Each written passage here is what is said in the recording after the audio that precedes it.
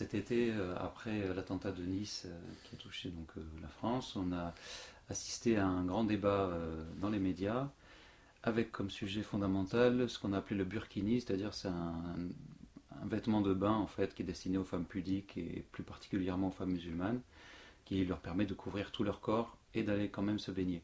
Alors ça a fait scandale parce que on a considéré dans certaines régions de France que ça faisait un trouble à l'ordre public et par certains c'était considéré comme une provocation justement dans le contexte actuel d'attentats à répétition sur le territoire français.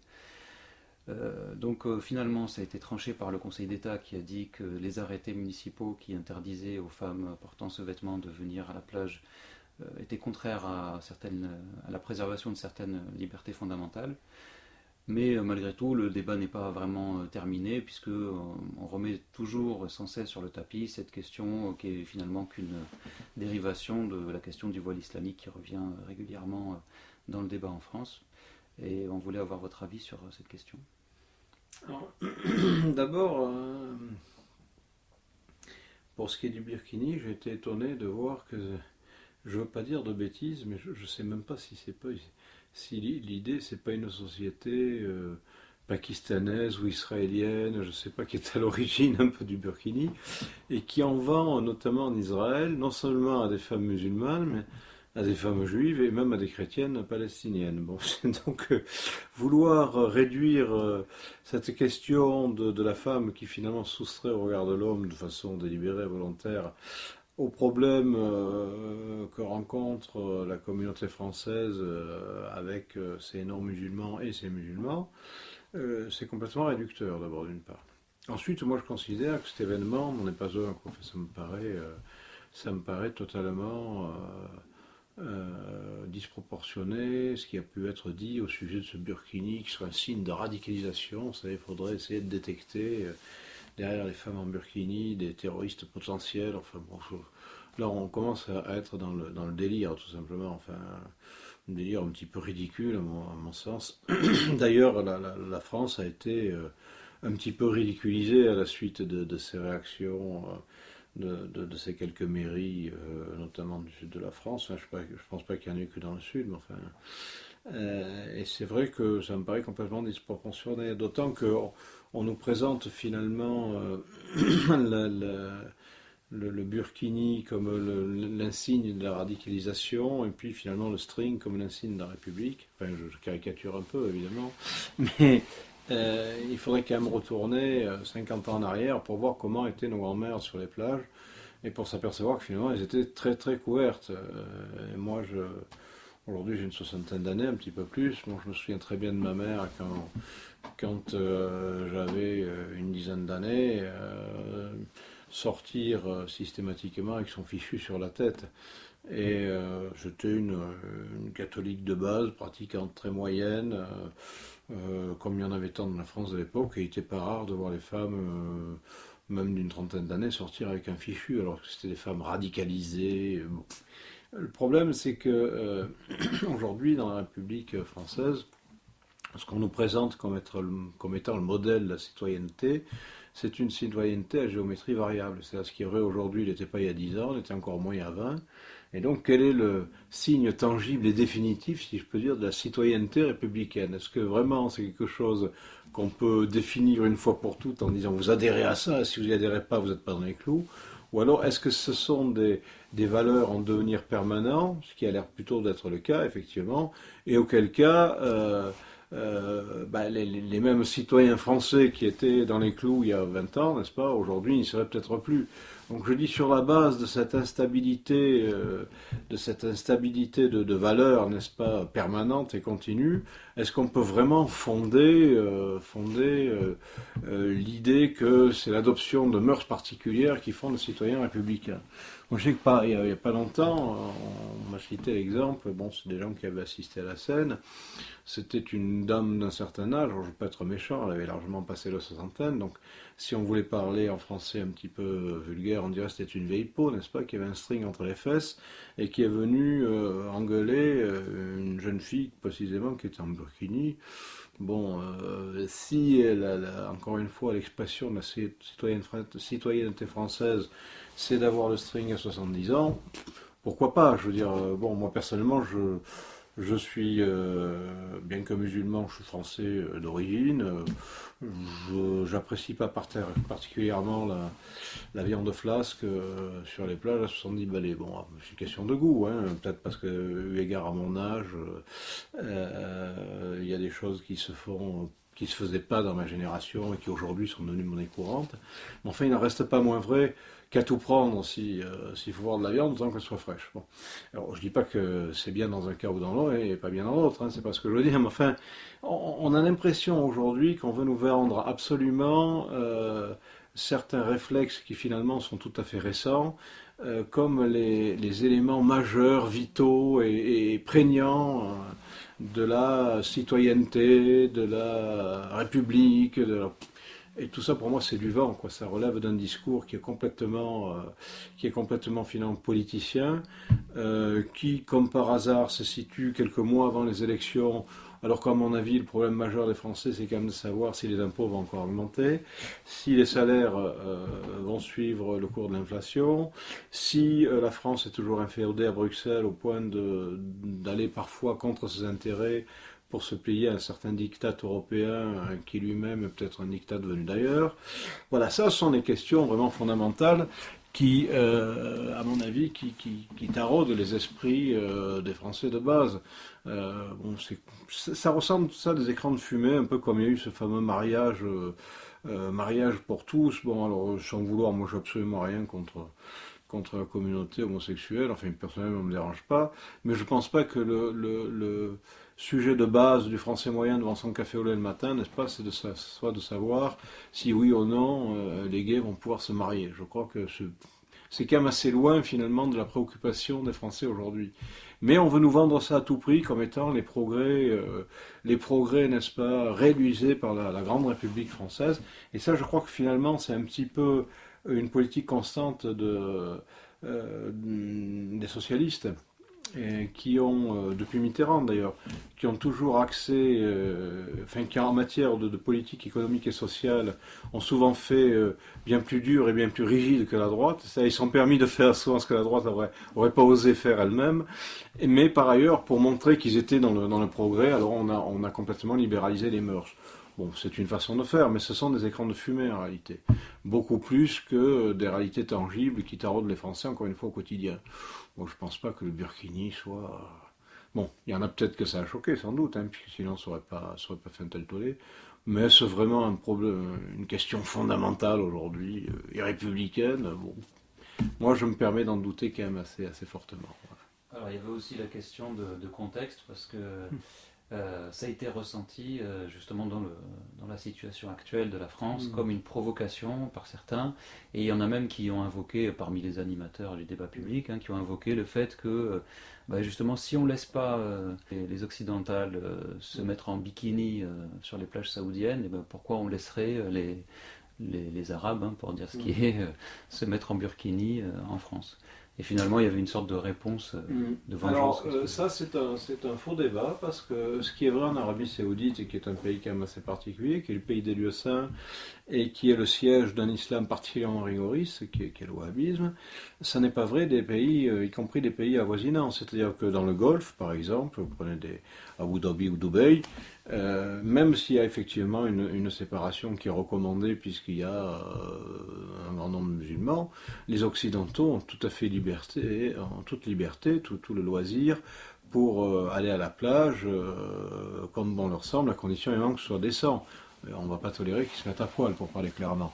Mais à côté de ça, moi j'ai vu sur les plages d'Abu Dhabi, puisque j'y vais régulièrement, moi j'ai vu des Occidentaux de toute origine être en maillot sans que ça choque personne et sans que ça embête personne. Par contre, on demande évidemment, dans certaines circonstances, à certains jours, de réserver les plages, par exemple, à des musulmanes, pour qu'elles puissent se baigner dans des conditions qui soient conformes à leurs propres mœurs.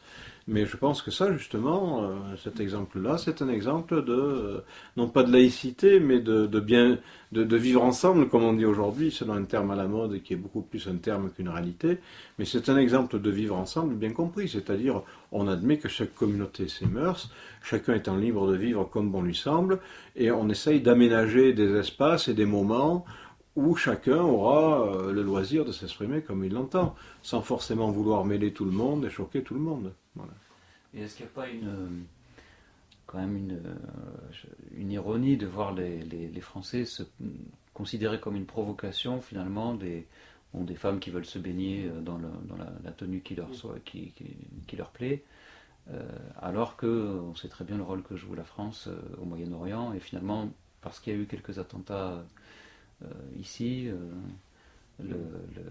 on trouve que la simple manifestation de sa religion ou de sa religiosité devient provocante.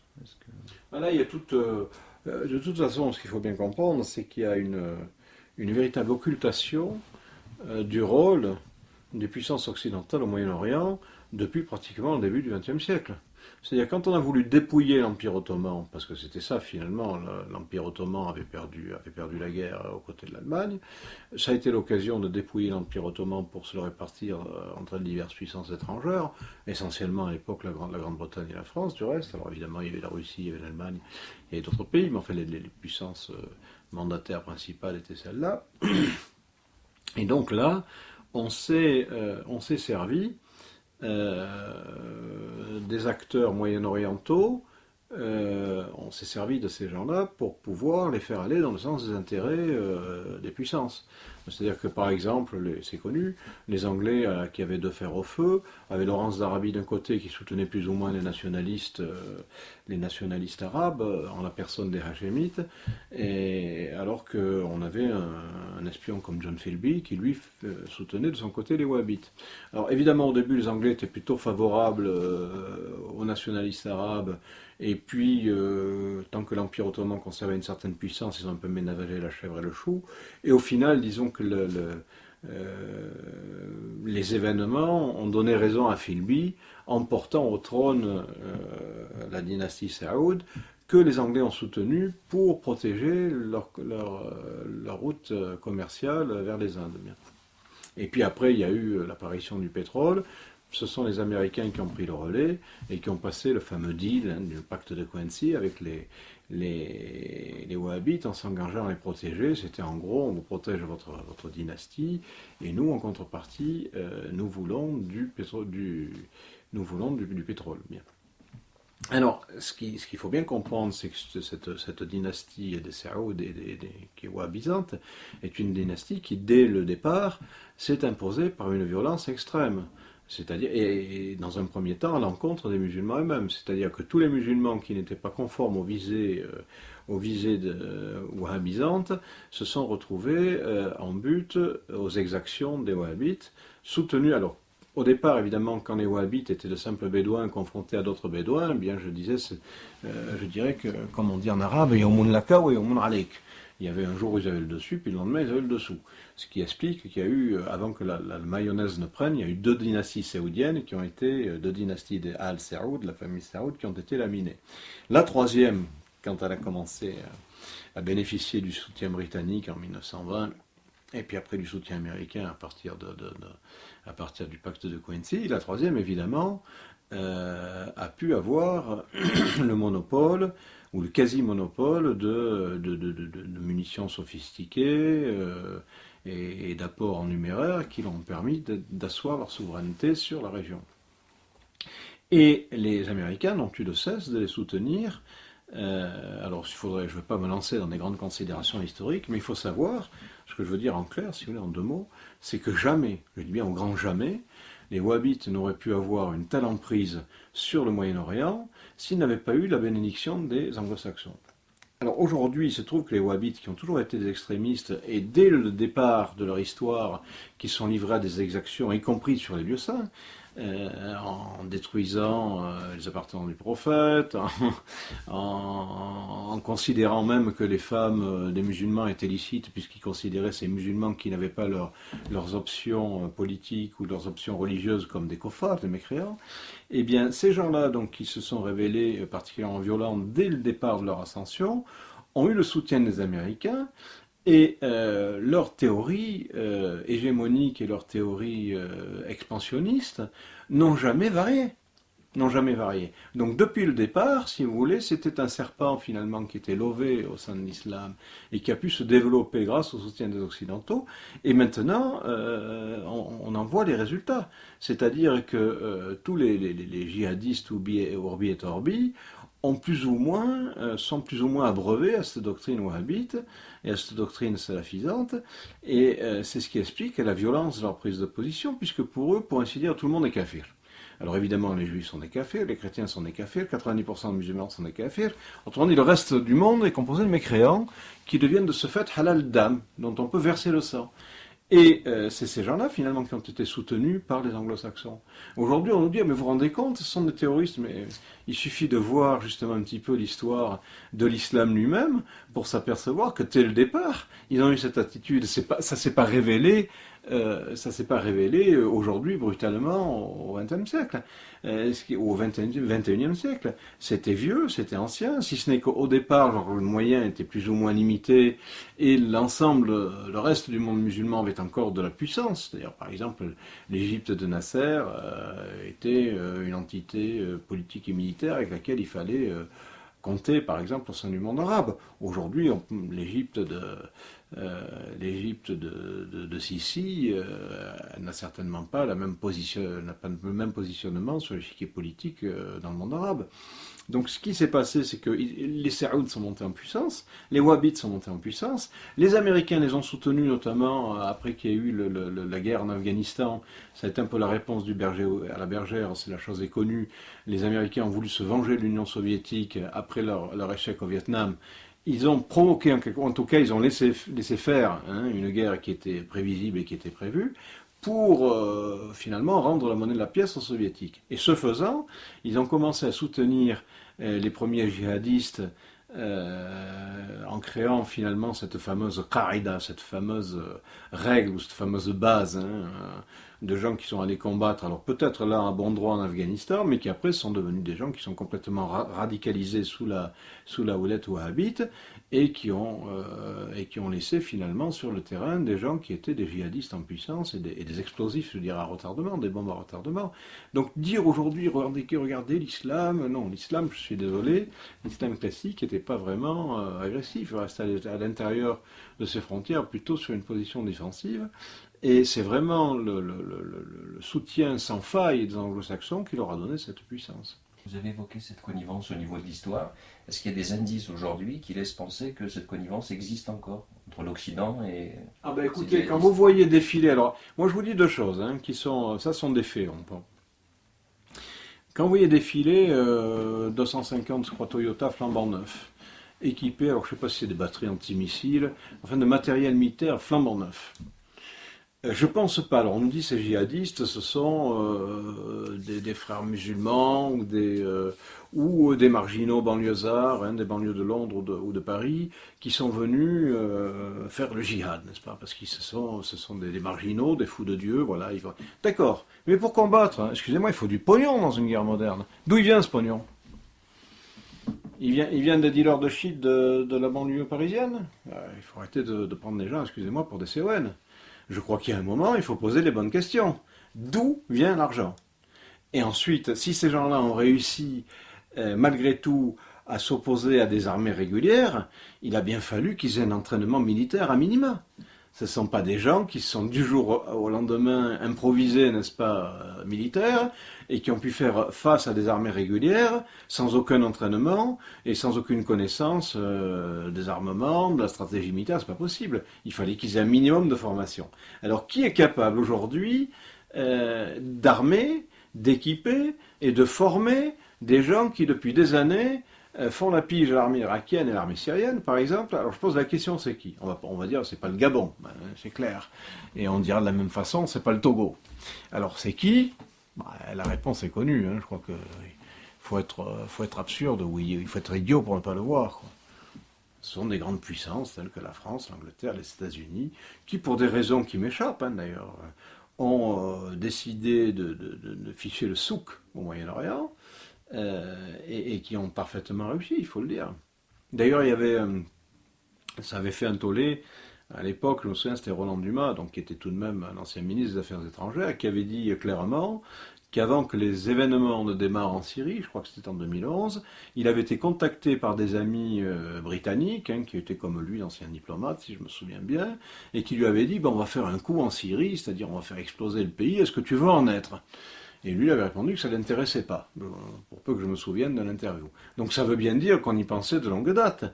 Et donc si cette intervention en Syrie était prévue par des milieux politiques anglais, j'imagine qu'ils n'étaient pas les seuls, ça veut bien dire qu'on y avait pensé. Pour y penser, il faut penser à quoi pour foutre le souk? Il faut bien penser à des agitateurs, il faut bien penser à des gens qui soient armés, il faut bien penser à des gens qui aient des relais dans les médias pour relayer leur action et pour faire de la propagande. Parce que la guerre aujourd'hui, comme l'essentiel, c'est aussi de la propagande, c'est pas que de l'armement.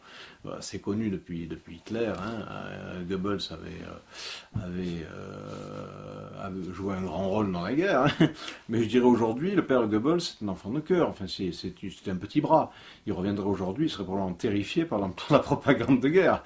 Donc, ce qui est assez déconcertant, c'est qu'on veuille nous servir, encore une fois, les fous de Dieu rescapés des banlieues londoniennes et parisiennes, et puis qui, voilà, se rendent au Moyen-Orient, et paf, ils foutent le souk.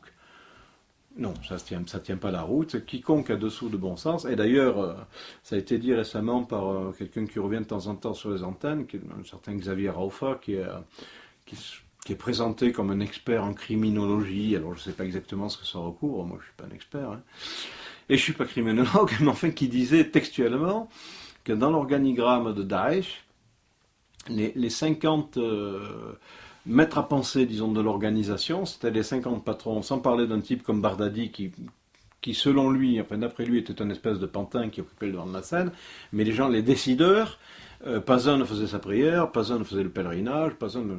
Donc, on parle de quoi? De djihadistes, ou on parle de mercenaires qui organisent des putschs dans des États pour des raisons finalement qui servent les intérêts géostratégiques de quelques puissances. Enfin, c'est la question qui reste à poser. Je pense que la question est assez claire et la réponse l'est assez aussi. Alors ça, évidemment, c'est des sujets qu'on n'entend pas, en tout cas dans les médias officiels. Mais justement, dans les médias officiels, on va plutôt parler de ce qui importe visiblement à la population française, c'est-à-dire la compatibilité de l'islam avec la République. Alors je voudrais juste, peut-être pour conclure, revenir sur quelque chose que vous avez dit qui appelle à mon avis une explication, c'est que l'argument des wahhabites pour permettre toutes les exactions qu'ils faisaient sur les musulmans, c'était de dire qu'ils étaient kuffars et donc mécréants, et que leur sang était licite. Oui, Est-ce que vous pourriez revenir un petit peu, puisque c'est un des arguments qu'on entend pour dire, regardez, les djihadistes sont finalement des bons musulmans, puisqu'ils appliquent le Coran qui dit de tuer tous ceux qui n'est pas musulmans, quoi. Et disons, pour ça, il faudrait déjà définir quelles sont les règles du djihad. Et il faut bien savoir quand même que pour les juristes musulmans, une grande majorité, parce que dans l'islam, comme dans toutes les religions, prendriez le judaïsme ou le christianisme, c'est pareil. Dès lors qu'il est question de loi, il y a forcément des points de vue qui sont divergents, voire opposés. Mais la majorité des juristes en islam estiment que je dirais la pierre angulaire de ce qu'ils appellent le da'wah, la prédication islamique, c'est la ikraha fid din. Il n'y a pas de contrainte en religion. Alors, il y a des gens qui nous citent les versets tuez-les où que vous les rencontriez. Bon, la réponse des juristes donc, qui sont majoritaires et qui disent non, ces versets, il faut les prendre dans leur contexte. Tuez-les où que vous les rencontriez, c'est parce que c'était une époque où il y avait un combat sans merci, un combat où finalement c'était l'issue, c'était la mort ou la victoire, entre les mouchriquines, les polythéistes et les musulmans. Mais dès lors qu'on n'est pas attaqué dans ces retranchements, il n'y a pas de raison, de se montrer hostile, pour peu qu'on arrive à avoir une bonne entente avec ses voisins. Bien. D'ailleurs, il y a beaucoup d'exemples, il y a un exemple qui est assez significatif. C'est le calife Omar, c'est Omar, qui avait un serviteur qui était chrétien, qui s'appelait Asbaq. Et régulièrement, il lui demandait de se convertir. Et Asbaq lui disait, s'y refusait, en disant qu'il était chrétien, qu'il était bien comme ça. Et Omar lui disait, convertis-toi, si tu te convertis, je te donnerai la charge de certains aspects de la vie musulmane. Enfin, en gros, son serviteur devait lui trouver des qualités, C'est probablement un jeune homme assez honnête. Voilà. Et il dit, je te donnerai la charge, je te donnerai à gérer certaines affaires musulmanes. Voilà. Et Asbaq s'y refusait systématiquement. Et Omar disait à la fin de leur conversation, qui apparemment était assez régulière, La ikraha fi din, il n'y a pas de contrainte en religion. Donc ça se passe après la mort du prophète, puisque c'est normal évidemment étant le second calife de l'islam, le Coran a été révélé, et on voit bien qu'il n'a pas cherché à convertir à tout prix son serviteur par la force en lui disant tu te convertis ou je t'égorge. Donc ça sont des exemples concrets, il y en a des dizaines et des dizaines d'exemples comme ça, qui montrent bien que l'islam n'a pas cherché systématiquement à convertir le monde dans lequel il s'était introduit et qu'il a eu à gérer après l'expansion musulmane. Et ça, bon, évidemment, c'est quelque chose qui demanderait un développement beaucoup plus vaste. Hein. Il faudrait faire à la limite un cours sur sur le djihad. Qu'est-ce que le djihad? Quelles sont ses règles? Mais il faut bien dire que c'est pas du tout comme on veut nous le faire croire, la guerre ouverte systématique contre tout ce qui n'est pas musulman. Ça, en revanche, encore une fois, c'est la position des wahhabites, mais qui vont même beaucoup plus loin, puisque pour eux, les seuls musulmans, c'est eux. Donc on en arrive, si vous voulez, si on suit la logique wahhabite, non seulement tous les non-musulmans sont à combattre, mais tous les musulmans qui n'ont pas leur vision des choses sont à combattre aussi. Et comme les musulmans qui n'ont pas leur vision des choses, eh bien ça représente finalement toute la communauté jusqu'à leur arrivée, en tout cas sur le devant de la scène. Et aujourd'hui, je ne sais pas en termes de pourcentage combien ça représenterait, mais ça représenterait certainement plus de la moitié de la communauté. Ça veut dire que finalement le monde entier est leur ennemi, quoi. C'est ça la logique wahhabite. C'est une logique jusqu'au-boutiste, souvent une logique d'ignorants d'ailleurs, de gens qui connaissent pas grand-chose à la religion. Enfin, on le voit bien chez ces djihadistes, en général assez jeunes, qui ont été un peu manipulés par des gens beaucoup plus finaux qu'eux et par contre qui eux se gardent bien de se battre la plupart du temps. Ce sont des gens qui sont prêts à en découdre avec le monde entier parce qu'ils sont convaincus qu'ils sont investis d'une mission salvatrice et qui vont apporter un islam épuré enfin au monde et qui va les recevoir dans la lumière. Mais ça, c'est une vision complètement wahhabisante. C'était juste une question, parce qu'on constate qu'il y a un climat qui est de plus en plus hostile envers les musulmans, alors, exacerbé par le contexte d'attentats. Enfin, et qu'est-ce qui nous reste à nous musulmans en fait en France? Quel serait votre conseil en fait sur Mon conseil à moi, je m'apprête à partir. Donc, ce que vous voulez que je vous donne comme conseil? Moi, je considère, si vous voulez, je suis peut-être pas très vaillant, peut-être pas très courageux, j'en sais rien. Quand je suis pas bienvenu quelque part, je vois pas de raison de m'imposer. Donc, je sens bien qu'effectivement, l'islam est de moins en moins bienvenu. Hein. À mon avis, suite à beaucoup d'incompréhension et de malentendus. Mais je suis pas, je suis pas du tout jusqu'au boutiste. Je me sens pas attaché, bien que ce soit mon pays d'origine, à ce terrain au point de dire oh là là, si je suis pas là, je vais pas vivre. Moi, j'ai déjà vécu à l'étranger, j'y vivais très bien. Je m'apprête à y repartir et sans l'ombre d'un regret, quoi. Enfin, je suis pas du tout. Je pense pas que la terre dans laquelle on vit soit un objectif en soi. Ce qui est important, c'est les relations qu'on a avec les gens chez lesquels on vit, alors que ce soit son propre pays ou que ce soit un pays étranger. Et actuellement, c'est vrai que moi, personnellement, je ne trouve pas que la France soit un pays particulièrement agréable à vivre. Et je le dis d'autant plus aisément que j'en ai discuté souvent avec pas mal de non-musulmans qui sont tout à fait français, hein, des franco-français, qui me disent mais on en a marre, on part quoi. Parce que c'est un pays effectivement où on devient taillable et corvéable à merci, parce que c'est un pays où les gens font tout le temps la gueule, enfin il faut quand même appeler un chat un chat. On n'est pas le pays le plus souriant du monde, enfin, même les touristes eux-mêmes ils commencent à dire que ça se dégrade au fur et à mesure des années. Et donc pour toutes ces raisons, plus le fait qu'effectivement quand on est musulman, on sent de plus en plus qu'on n'est pas du tout bienvenu, moi je m'apprête à quitter le pays, voilà. Bon, je ne dis pas que c'est la seule option, hein. Enfin, en tout cas moi c'est celle que j'ai choisie, donc c'est pas un conseil, je n'ai pas de conseil à donner en la matière, chacun voit midi à sa porte, hein. Mais moi je préfère la tranquillité d'esprit à la sécurité sociale, quoi. Donc s'il faut faire un choix, il est vite fait, quoi.